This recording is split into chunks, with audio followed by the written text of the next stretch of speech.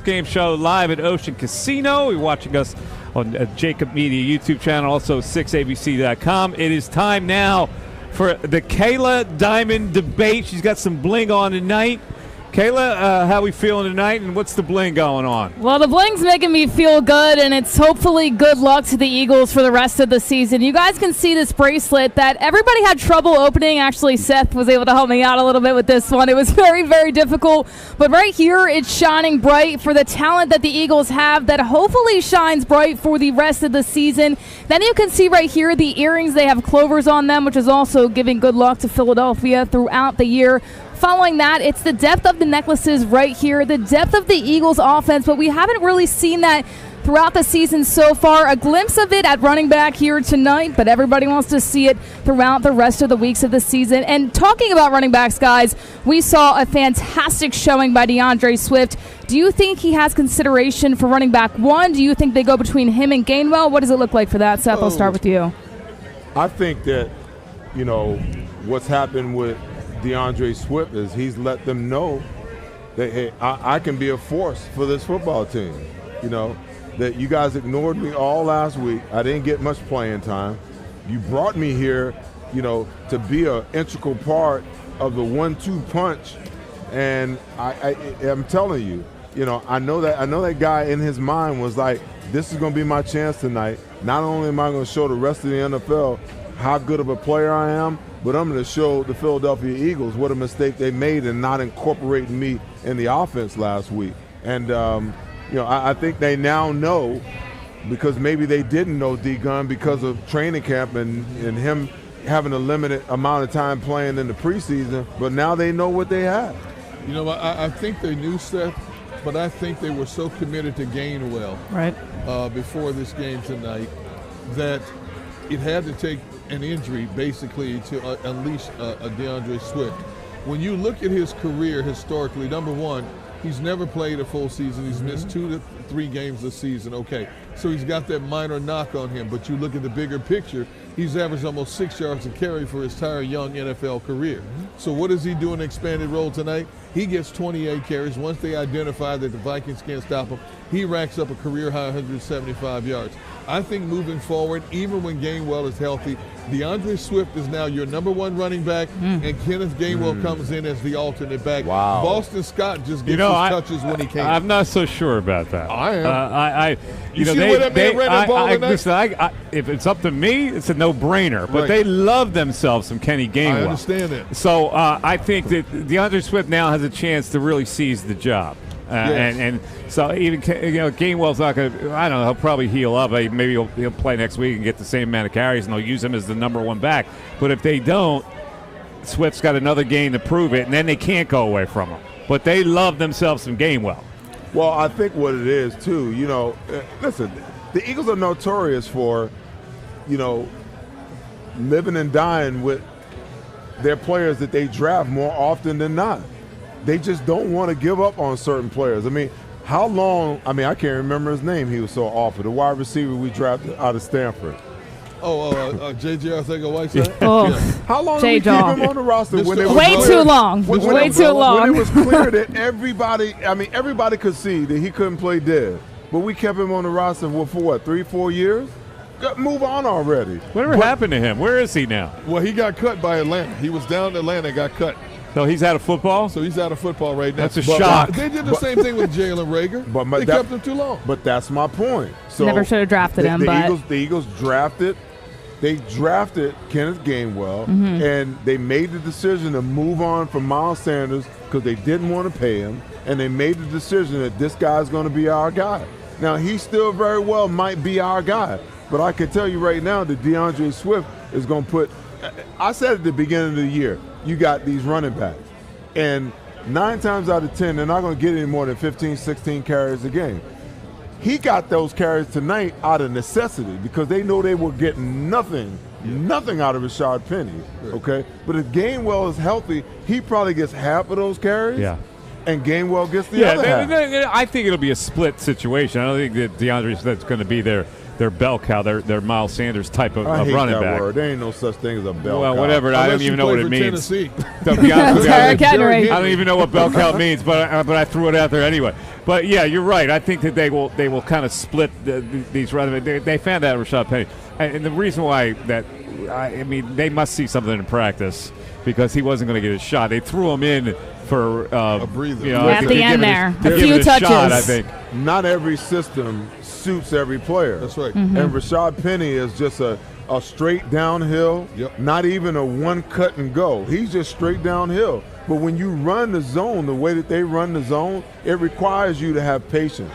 And DeAndre Swift, he has more patience than any running back I've seen since Le'Veon Bell. The things he was doing tonight, my goodness. Now, the one thing about DeAndre Swift, if you looked at Hard Knocks last year and the way Deuce Staley was kind of miffed at the way he ran, he was kind of impressed upon him. Don't cut everything outside. He got really frustrated about that, Deuce Staley, in that Hard Knocks way. You get to the tackle. Now, he does, he showed some patience, but he is always inclined to cut it out. Well, but if you're going to run zone, then you need a running back that's like that. You need a guy, because what makes great run defenses great is the fact that each guy can hold their gap, okay, and make the running back commit. But when you have a running back that's as patient as DeAndre Swift is, he's biding his time. He's letting his blocks get set up because he knows where the blocker should be. Now, the linebackers are sitting back there. The defensive linemen, they're trying to hold their gap. But once he gets them to commit, now he makes his decision which way he wants to go. And that's a good running back. You always talk about running backs having the patience to wait for the blocking scheme to weigh itself out. A guy that'll just hit the hole, guess what? He'll run into the back of his offensive lineman half the time because he won't give them the time to get where they need to, get their butts here, that guy's butt's here, run to the two butts. See, Miles Sanders tried to stretch everything outside too much sometimes, but Miles Sanders still ran for over 1,200 yards. Now, a lot of the credit goes to that offensive line, but I guarantee you there's a whole lot of teams out there, and obviously Carolina picked them up for this reason, would love to have a running back that makes mistakes that still have a great ability to be a home run hitter almost every time he touches the football. If you can make a mistake and still be a 1,000-yard rusher, I guarantee you most teams will take that every time. Now, do you think with the defensive game planning that teams might start putting on Jalen Hurts that the Eagles would be smart to kind of run that two-back system and take the pressure off Jalen to run the ball so much? Well, I don't think you're ever going to see most of these offenses go back to a two-back system. You know, I think what you're going to start to see is you're going to start to see more and more teams stop. You're going to see, I shouldn't say teams, but I think the best thing that the Eagles can do now is kind of get away from the RPO game and make the run game with their running backs, you know, the focal point. And then over time, once you get teams to move out of this funk that they're in to try to keep Jalen Hurts from running the ball, then you can slowly but surely start feeding it back in. But teams have spent the entire season trying to figure out how do we handle this read option that they run and the RPO that they run, you know, and they're not playing their DBs, you know, at 12 to 15 yards for safeties so that they can take away the read, the pull, and the slant. So it's no longer there. So the RPO, to a great extent, is really dead for them because they've come up with a way to take the slant away, and then when they're crashing in on the running back, and then all of a sudden Jalen pulls it, the slant's not there, the only option he has is to run it, and now the defense is flowing fast. And I'm going to tell you something, Seth, and you saw the same thing. He's getting battered. He's taking a lot of hits in the first 2 games. Way too many. What, Mike, that one play he ran up the middle, and you saw his knee, and he got up a little bit slower, and that made me hold my breath for a moment because he had 12 carries tonight, okay? I was hoping you see him run a lot less because of the explosiveness potential of this offense. Well, the offense has sputtered a little bit, and you need him to do a little bit more in this offense. But I'm telling you, Mike, the first 2 games, we've seen the DNs on both teams, New England and Minnesota, play more discipline on the edge. They're not over-pursuing him. They're forcing him back up the middle, which is allowing these linebackers and these D tackles to get more shots on him. You can't allow that to happen. And the problem is, what kills the RPO is the lack of commitment by that end guy on the line of scrimmage. Yes. Because when he pulls the ball, they're standing right there. Yes, waiting so for it. if the wide receivers aren't winning on their routes right now, he don't have anywhere to go with the ball. Nowhere to go with it.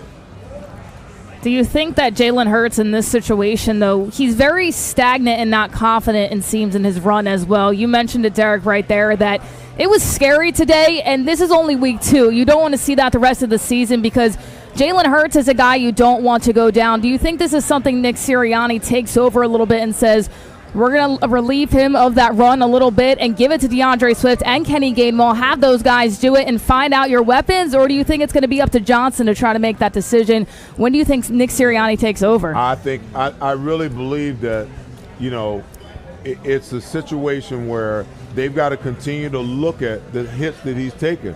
So you brought up the one, but the one that you didn't bring up is the one where he scrambled out of the pocket. Jordan Hicks caught him going sideways, and rolled up on him, and he had dirt all on his head, all over the place. He can't keep taking those hits because you know what? It's not if he gets hurt, it's just when he's going to get hurt next. So you have to, as a coaching staff, you got to step back and say, okay, if we've got to run the ball to get our offense in motion, we're going to run via our running backs. We are not going to keep putting our quarterback in harm's way because you can see teams are like coming, they are coming to try to punish him for running the football. So you have to be smart and roll that back and say, okay, we're going to put it on our offensive line, we're going to put it on running backs, on our tight ends, we're going to block it up, we're going to get our offense going via the run, but it's not going to be with our quarterback anymore, it's going to be with our running game. Not only that, Seth, but on that play you're talking about where Jordan Hicks drove him to the turf, you notice he had to have the referee helped him up, and I wonder if he had a little wooziness, because when you get your head drove in that, first thing you're thinking is concussion. Right. I agree with you in terms of trying to protect Jalen Hurts from himself, but because of his overall athleticism, as strong as he is for a quarterback and his ability to do that, in some ways that's handcuffing him. And it might make him think too much instead of reacting to situations, which leads to trouble in a lot of cases. Right. I get what you're saying. I'm not saying completely abandon it. Right. But I'm saying minimize the amount of times that you put him in those RPO situations so that at least you can get the flow of your offense going with your run game, okay? And then once you've established, once they establish the run through DeAndre Swift, they could go back and get the RPO if they really wanted it. You understand what I'm saying? Especially when they got in situations where, in third down situations where they backed off. You understand what I'm saying? But my point is, you've got to protect him and help him protect himself because he thinks he's Superman and he thinks that he can do everything that he did last year. I got news for you. The NFL, them defensive coordinators, they weren't just, playing golf in off season. They were studying film and trying to figure out how to minimize the effectiveness of the guy that came in second place in the MVP voting for the National Football League last year. And honestly, right now, Jalen Hurts, you mentioned him thinking too much that might happen if you take the run game away. Guys, I think he's thinking too much a little bit right now. He seems hesitant sometimes, but what worked tonight for him was handing it off to DeAndre Swift, of course, and also Devontae Smith. Was it good to see that connection get back? I know A.J. Brown wasn't happy, but Brown did say that him and Smith are both wide receiver ones. There's no 1 and 2. Right. Well, it's nice that he said that. Yeah, it doesn't seem like he meant it on week 2. I don't know if he said that on the sideline when he was hot and bothered about it. I'm trying to figure out when he said it. I guarantee he didn't say it tonight. He did not say that tonight. He seemed very upset tonight. But seeing that connection go back and seeing a little bit more of Dallas Goedert, do you think for Jalen Hurts right now it's just the lack of preseason play, or do you really think he's struggling with the defenses being thrown at him? I just think that, listen, with success, man, that's a good quote right here, D-Gun. Yeah. With success. Wait, should I write this down? Yeah, you should write this down. Let me write this down. With success comes great expectation. That's profound. Did you make that up, or is that it just off came the top of your head? It just came to me right now. With success comes great expectation, and the Eagles got this close to winning the Lombardi Trophy last year. All right. Okay? And because they got that close and they had the kind of success that they had, the expectation is that all of a sudden they should be doing the same thing this year that they did last year. And even better sometimes. Okay. And even better sometimes. Wow. And the problem is when your expectations are there and the process or the methodology of how to get there, you're trying to search for it and you're trying to find it, it's almost like you get frustrated. Like as a player, I've been there before, you know, where it's like I'm playing in the game and I'm seeing everybody make plays and I'm like, damn it, I don't even have a tackle yet, you know? So then you start to press and you start to do things that you normally wouldn't do instead of just relaxing and letting the game come to you. Like every player is not there for you to be made. It doesn't work that way. That's why you got a team. That's why there's 10 other people on the roster. Right. You know, so sometimes you have to step back and let other things transpire until the balance of it all comes back to you. I think this is also a part of the evolution of the Brian Johnson offense. This is not a Shane Steichen offense anymore. And even though Brian Johnson has been with Sirianni and Steichen since they started this journey, Brian Johnson is going to want to put his own niche on this offense. Brian Johnson has to learn to read down in situations better. I don't know if he's thinking through things more, if he's relying on the analytics less, because the Eagles are big on analytics. But as we can see, it hasn't been quite as fluid as we thought it would be up to this point. All right, okay? All right, let's take a break. So with success comes great expectations. It might have been Charles Dickens or Charles Barkley. We don't know at this point, but Seth Joyner with a pearl of wisdom. We'll take that's Seth Joyner. Make sure when you use that quote, you write Seth Joyner. You not Charles Dickens. That's Seth Joyner. You push that little dash and you write Seth Joyner down beneath it. Let's take a break. We're coming back with the 2-minute drill and John McMullen live from Lincoln Financial Field. You are watching the Pine Hockey Eagles postgame show live from Ocean Casino. Back after this.